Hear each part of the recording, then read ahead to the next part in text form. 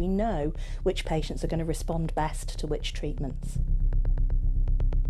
I was reduced to a sobbing heap on the sofa. Just letting them know that we're there as a big pillar of support for them, and they're never on their own. A cancer diagnosis naturally leads to cancer treatments.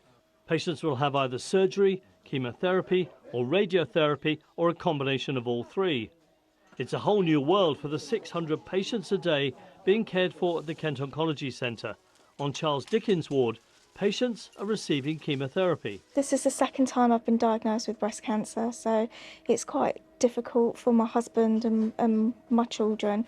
They've taken it quite hard, and also it's upsetting for them to see me go through all this again. So yeah, it's difficult.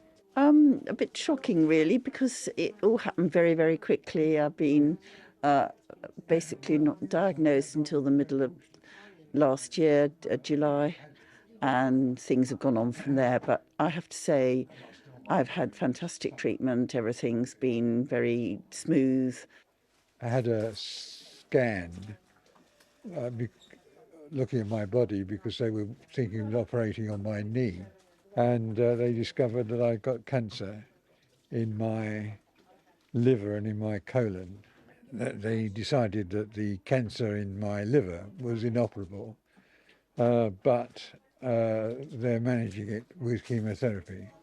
Specialist cancer ward staff worked throughout the pandemic.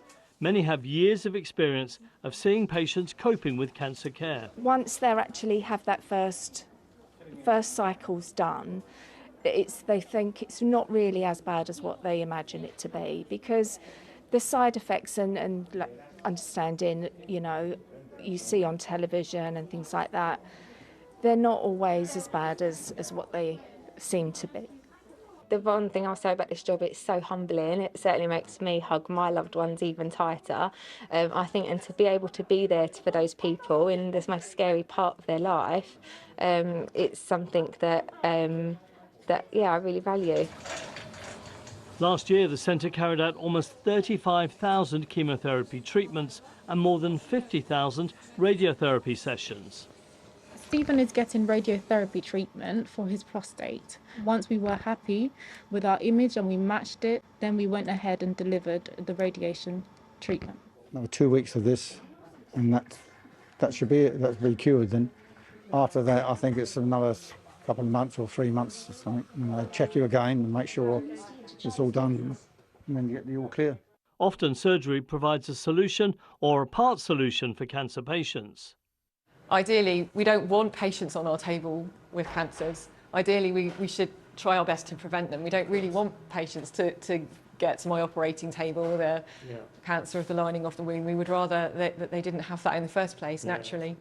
And the best way of preventing patients needing surgery for both clinicians and patients is an early diagnosis. We know that our treatments are top-notch. Our treatments are just as good as everywhere else in the world, but we also know that our outcomes are less good than in Europe and in the US.